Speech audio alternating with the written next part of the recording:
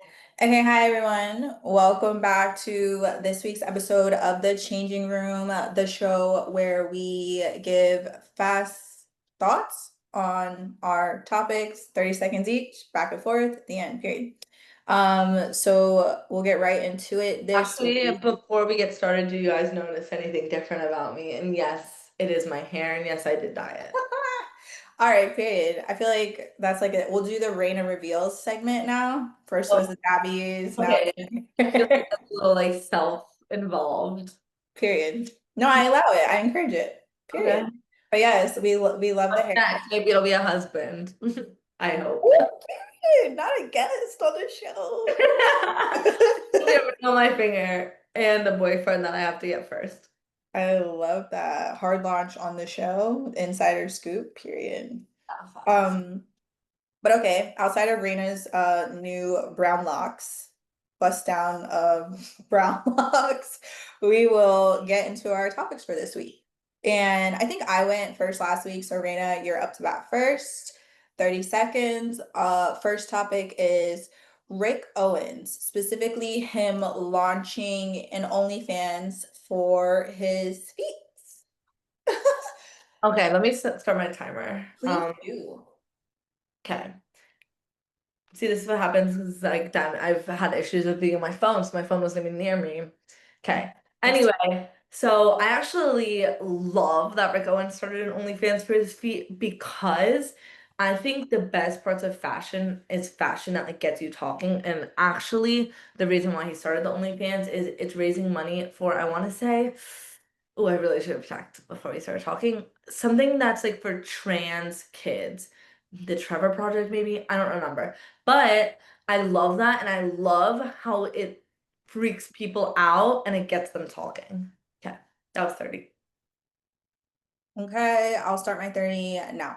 Yeah, we'll definitely do a little research and then put the link down for the fund below so everyone can go check it out. But it's definitely for like a LGBTQ trans like support like organization, which I really love. I just love, well, Rick might not be like my like, specific identity as far as like, connecting with him on a fashion level. I just love how at the forefront of like his brand is really advocacy across the board, advocacy for trans, LGBTQ, for people who just feel a little, not as mainstream. I just love that. But dang, I ran through that quick. That's my Yeah, it goes by quick. Okay, I agree 100%. And like I watched Rick's like Bella Freud has a fashion neurosis. I don't know what to say with the podcast. And when Rick Owens is on, he's like, my brand is for the freaks. Like, if you've ever felt like you can't be a part of whatever, if you feel like you're not normal, and like most people probably feel that way to some degree. And I love Rick Owens, and I love how involved he is with his brand and how he's remained independent. I love a lot of things about him, and I love the OnlyFans. I think it's a sick concept. Also, OnlyFans collab with, ooh, was it Jane Wade? I don't remember, but they did a collaboration with another designer I like, and I also liked that. Okay, I don't know who that other person is. I'll have to look that up. But yeah, I just love that across the board, he always uses his brand outside of it just being like very one of a kind. It's very, as a platform as of advocacy for whoever he feels as though, he wants to champion that day. And I feel like as someone who, as a stylist, my whole job literally is helping advocate for the brand and bring their truth to light or the client or whoever it is that I'm styling for. I just really connect with that.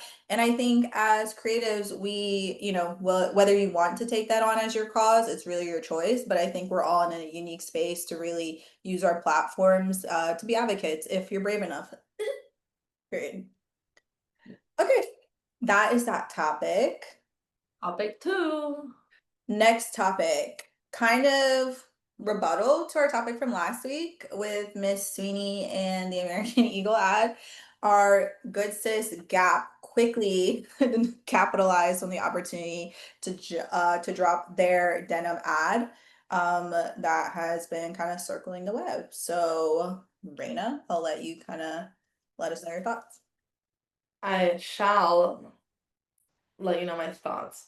So, okay, I loved this ad. First of all, I think ever since Zach Posen has taken over as creative director of Gap, I think he has had nothing but wins, with whether it be like the collaborations with Cool Guy and Mad Happy to like this campaign. I'm sure they didn't film and like create this ad in the last month. Like it's just like funny timing to when you pair it back to Sydney Sweeney's ad. But I thought it was great. I thought that, there was so much diversity, and Cat's Eye is obviously a symbol of diversity to begin with. The dance was insane. Like it was just a beautiful ad. I loved it. Yeah, I definitely fall like in that same kind of boat with you. One, it's clearly like they didn't like use it as a rebuttal to the American Eagle ad, but in that sense, like divine timing, Yeah, right? literally, Savannah. Literally. So like I know their PR team was like Yeah, literally. so I really love that for them. Gap has like a special nostalgic place in my heart, I feel like. So I was really happy, or I really love seeing them win. It's kind of like a coach revivance too, where I'm just like low key rooting for them. Damn. And then I got more to say, but you'll hear from me soon. To be honest, I don't have that much more to say other than Period. that, I like that. And but like seriously, like Zach Posen, I think Gap was really dead and just like stagnant and in a place of like not no one was talking about it. It's kind of it was literally giving American Eagle like this is what American Eagle should have done to revive the brand. But instead they went like the stupid direction. And like Gap, I feel like was in a similar place where it was just kind of like, like no one was doing anything with it. And like I think Zach Posen has done an incredible job, even if I'm not their target consumer, which I'm not.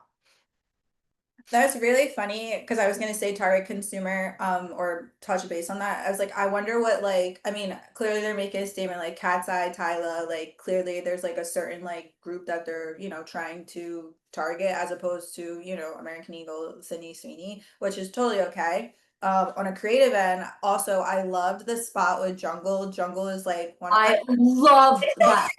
Listen, and the crazy Love part that. was I saw the Cat's Eye like video. My friend sent me it, and then I was like, "Why is this kind of giving like the Jungle music video?" And then I saw the Tylo one, and then the one with Troye Sivan. I was just like, "Bro, like, oh my god!" Shout out to the creative department. Like, it just gave everything it needed to, and it gave diversity too. Whether that was intended or not, we love that. You So love diversity in this podcast. literally, we want to see him win. Period. All right, that's that on Oh, I that. forgot about that Tyla ad. That was so fucking good. Literally so good. I love like their music. I love Jungle. Like Listen, everything is just, like that's what I said. Like Gap is that girl. that Go get girl. you some Gap. I'll link my favorite Gap jeans right You now know, Gap sponsor us. in the comments. Okay, last but not least, kind of circling back around to I like how it keeps zooming in on your so I face. was like, bro, this is so annoying. Any of our tech girlies, if you know how to make the like new Yeah. Macs stop zooming in on my face, that would be great. Bro, Right? it's It's so gonna keep coming. funny. Ready? It's gonna keep coming. Oh, Anyway, I can't even look at you and it's like like pulsing. It's okay. It's just literally my pulsing. heartfelt voice as I'm speaking. Anyway, circling back around to a few episodes ago where we talked about our dream fashion blunt rotation. Today we're going to be talking about our nightmare fashion blunt rotation. And I don't think I ever gave a third, so I do have to follow up on that. So I feel like I should get like maybe like 5 seconds added to my 35 You seconds. literally take as many seconds as you want. Love that for me. But okay, No, I'll let you I'm go. saying you already do that. Like, Enough. I'll go first. All right, mine's pretty simple. Okay, my nightmare blunt rotation. What one? I'll say the name. Actually, I'm gonna say them and then I'm gonna go back and explain. Anna Wintour, La Roche, and Taylor Swift. Okay, Anna Wintour. I genuinely think I would never I'm an anxious girly to begin with. I would never have more anxiety than if I was high around Anna Wintour because like it's Anna Wintour and like obviously she's judging the fuck out of me and like the thought of her perceiving me while I'm high, like I would spin the fuck out. La Roche, I think like he would say something and like he would be doing too much and I would be sitting there and I'd be like give him some side eye and then he would start pick a fight with me and like I would just be like I don't have the energy to be doing all that. And then Taylor Swift, I just really think I would be like, why the fuck am I with Taylor Swift right now? Not that she's not even a fashion girl, but I think she'd be wearing some stupid ass outfit, and I would just be like, ew, why the fuck are you like, who invited this bitch to the fucking rotation? Bro. All right, I'm cutting you off. Also, Mazel tov Taylor Swift on your engagement. Okay. Dang, clutching my pearls. Okay, let me start. Okay, so my third from last time we just spoke for Dream is Rihanna. Duh. You have So to say the other two. what? Who's Yeah, the it was other? Anna Wintour, Laquan Smith, and Rihanna. Like, period. Like, all serving while we're high. So anxious. What? Anything. I would be so anxious if I was in your. It's just a Virgo in me. A little challenge, but also a little razzle dazzle, and also a little bit for the girls. So that's my dream blunt rotation. My nightmare is please don't come for me if I'm butchering her name, but Rick Owens' shorty, Michelle Lemie. It's actually the other way around because like Yeah, Rick Owens is she like made her shorty, you know, like she was really the one it. out here first. But to be honest, like I know, like, lovely lady, like, love the outward creativity, but I feel like she would just, creep me out a little bit. And like, you know how they always say, like, she's like all the like conspiracy theories, like when you get to Hollywood, she initiates you and stuff. And I would just be so anxious, but I have to stop. I'll say my other two in my rebuttal. Oh yeah, I forgot that we do that. I don't really have a rebuttal. I think mine are all very self-explanatory, except the fact that like you would want to smoke with Anna Wintour stresses me the fuck out. But like I do feel like that's the Virgo in you. Like me, like I need like my safe people. Like I need to feel safe and like I need to feel zero judgment. And I think Anna Wintour and La Roche are two of the most judgmental people on earth. And like the thought of them perceiving me while I'm high, like I'm already like shaking. So like that's kind of what my thought process. Taylor Swift was kind of just like I don't really fuck with her and like I don't know, I think I would just not want her around me while I was high or like I think she would just like I would be like she knows I'm not a fucking Swiftie and she like fucking hates me and like her fans are gonna come for me or some shit like I don't know. I also don't know why I'm cursing so much. Like I'm actually anxious thinking about being high around these people. Your turn. I fucking can't. Okay. Damn, I have a lot to say in regards to what you just said, but I have to focus on me. Sorry. So Michelle and me, and then Donatella Versace. Like, I love baby girl. Like, all the girly girls love her, and I want to love her, but I'm already hard of hearing. So I feel like if I was smoking, I wouldn't be able to hear her, and I'd just be struggling, and I wouldn't understand what she was saying, and I'd stress myself out. So sorry, baby girl, but like, you can't come. Nightmare. And then last is Kanye West, and kind of like I feel like a mix of like your feedback with Law and Taylor.